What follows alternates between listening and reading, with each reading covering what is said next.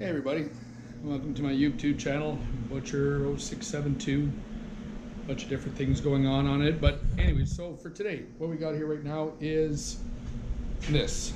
This is a 2017 Skidoo Renegade with the 900 Ace 4-stroke in it. A buddy of mine bought it last year. Great sled. Got a good deal on it. It was a used sled.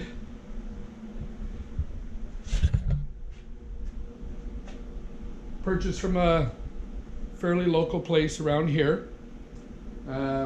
They sell those aftermarket Chinese bikes, which I don't personally recommend. Maybe for as a kid's toy, but not for an adult.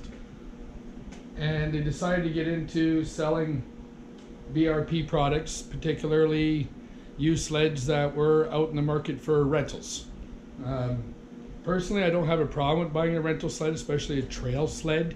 Most people don't abuse them, as it ends up costing them more money on the rental for it.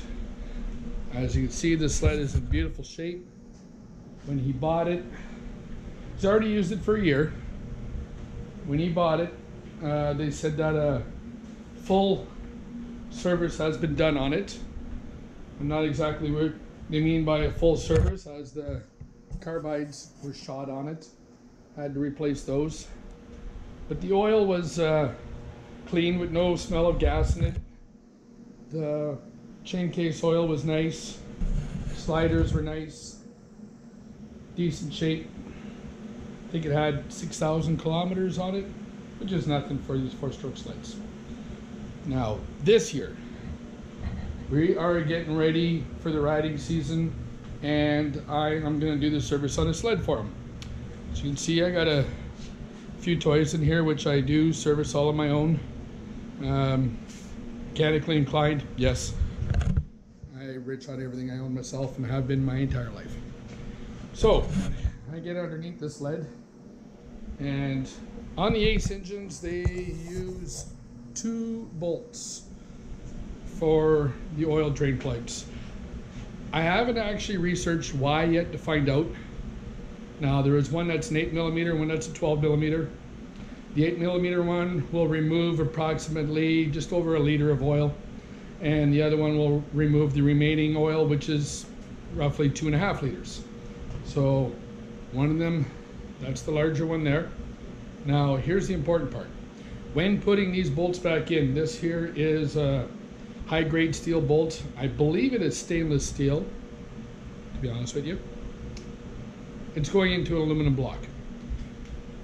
If you open up the owner's manual on here and you have a read into your maintenance and service, 15 foot-pounds of torque is all that's required for these bolts to go in. So when I was going to remove the bolt, it required a little force to get it out. Needless to say, my buddy was sitting there having a beer while I was doing it, and I told him this was not good. And then sure enough, after we were ready to put the oil in it, we replaced the filter and the O-ring and the chain case oil, and I went through the entire sled, and we were ready to put the oil back in it.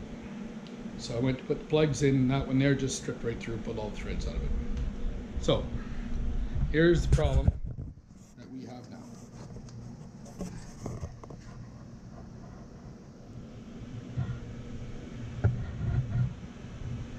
Now, just to say, I highly recommend when you're doing this for that cover plate, just remove fully one bolt, loosen off the other one, so that you could just turn the cover plate out of the way.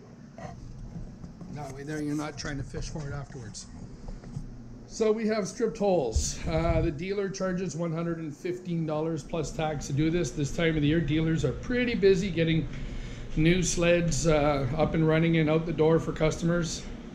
And I believe you can never go, you can never buy a tool and it'd be wasted.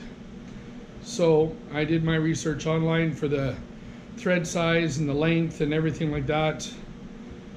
I always believed that time certs were stronger than helicoils. Helicoils is simply a stainless steel wire that's wound up.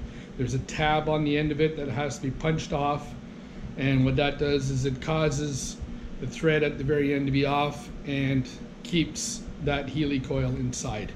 If you're going to use a helicoil, use some Loctite in it, and I don't recommend using it in a blind hole only in an open hole. Reason being is when you have to break off that tab, it's going to end up in your oil pan if you're using it on a blind hole on the application we are today. And it's stainless steel. Stainless steel is also non-magnetic, so you'll be vacuuming and hoping to get it out. So anyways, I do highly recommend a TimeCert. So for the kit, here is the TimeCert kit.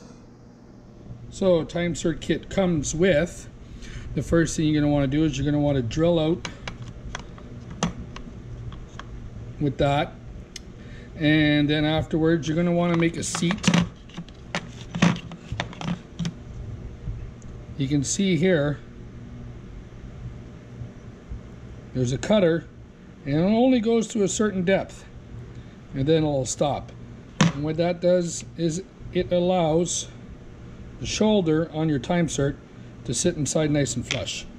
So you drill it out, then you do your seat set, then afterwards you tap it. After the tap is done, this is the installation tool for your TimeCert. On the TimeCert, there's a slight bulge actually in the thread of it here.